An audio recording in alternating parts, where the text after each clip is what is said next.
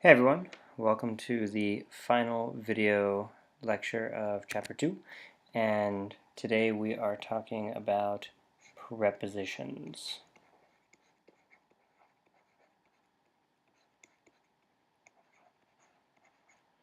And not only are we talking about prepositions, but we're talking about prepositional phrases. So,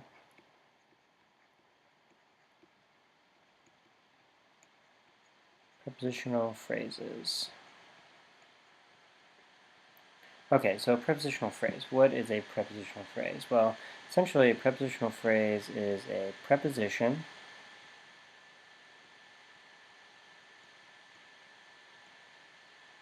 plus, big plus sign, plus the object of the preposition. That is whatever comes after the preposition. And so prepositions describe location in a sentence. Some English teachers describe prepositions as anything that you can do to a cloud. You can be in a cloud, you can go through a cloud, you can fly around a cloud, you can be above a cloud, below a cloud. It's a little more complicated than that, but it's a great way for you to remember basically what a preposition is. Okay, in Latin so far we've learned a few prepositions. We've learned in, and we have learned ad, and we have learned cum. Okay, so these are the prepositions that we have learned so far. And it's important to know what they mean, but it's also important to know that prepositions go with certain cases. That is, the object of the preposition is put into a certain case. And that case is either the accusative case or the ablative case. So this is really important to know. Prepositions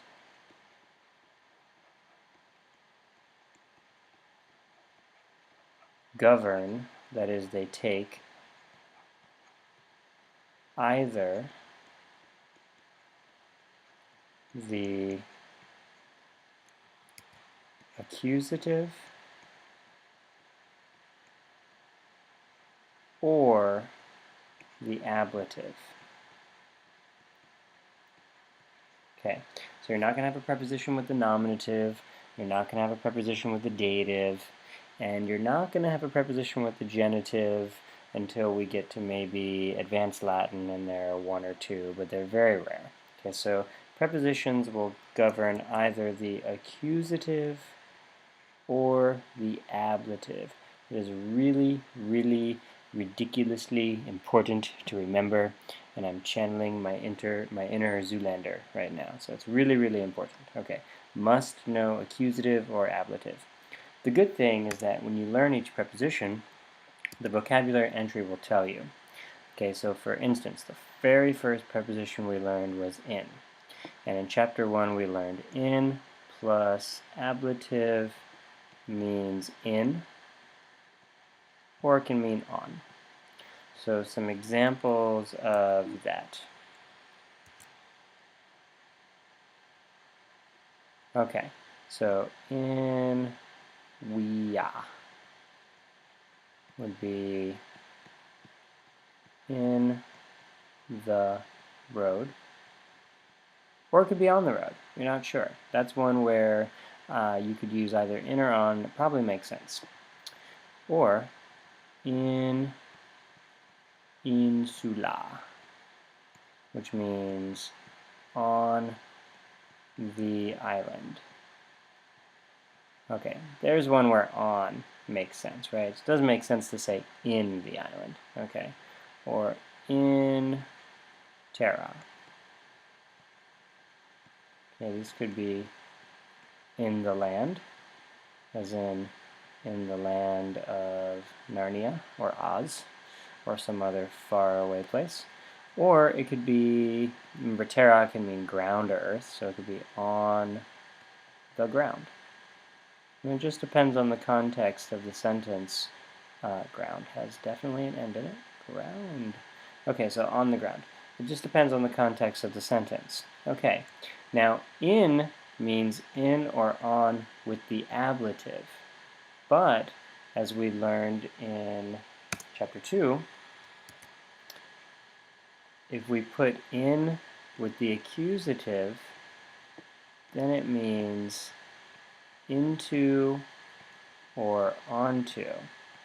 In is one of the few prepositions that can take either the accusative or the ablative. There are not a lot of these, so in's kind of a hybrid preposition, but it's really important to know whether in is being used with the accusative or the ablative. And here's an example. So in kasam, right, am is the accusative ending, right, accusative ending, accusative singular. This would be into the house. But if we said in casa and the object of the preposition is in the ablative case, which it is here, then it would be in the house. That's an important difference. Okay, so it's really, really important that you pay attention to the ending of the object of the preposition, whether it's accusative or ablative, especially with in. Okay, here's another example with the accusative. In teram would be into the land, or onto the land. And in silwam, into the forest, or into the woods, we'll say. Okay, so in with the accusative is into or onto. In with the ablative is in or on. Okay, really, really important difference. All right, the other two prepositions that we learned. We also learned odd, which takes the accusative and only the accusative, and odd means to or toward. And you use odd when you're moving someplace. So for instance, I might say ambulo ad aquam. And that would mean I walk to or toward the water. Okay, so aquam. I cannot say ad aqua. That's a no, right? Even though you might think, oh, that makes sense. Ad means to, and aqua means water, to the water. It would be the equivalent of, in English, of you starting a sentence without a capital letter, right? It's a punctuation and grammatical error, right? So it's not correct to do that in Latin. So you have to have the accusative ending if you're using the preposition, oops, if you're using, okay, fun little malfunction here. If you're using, sorry guys, the preposition odd. Okay, so you have to have the accusative ending. Okay, last preposition is the preposition cum, and cum specifically takes the ablative case, and cum means with. Okay, so we're going to use our verb ambulo again. So if we say ambulo, cum puella, that would be I walk, or I am walking, or I do walk, with the girl. Okay, so since cum takes the ablative, then puella has to be ablative, cannot be accusative or any other case.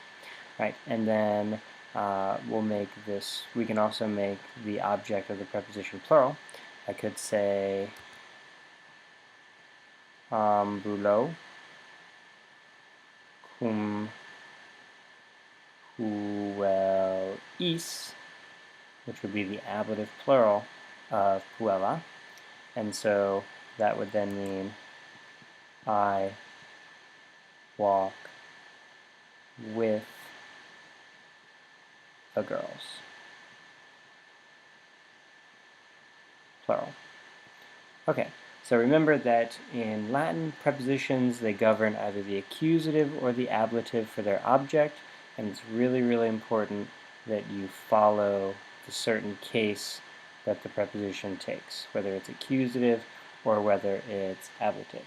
Okay, and that concludes all of the video lectures for Chapter 2, and thanks so much for tuning in, and see you next time.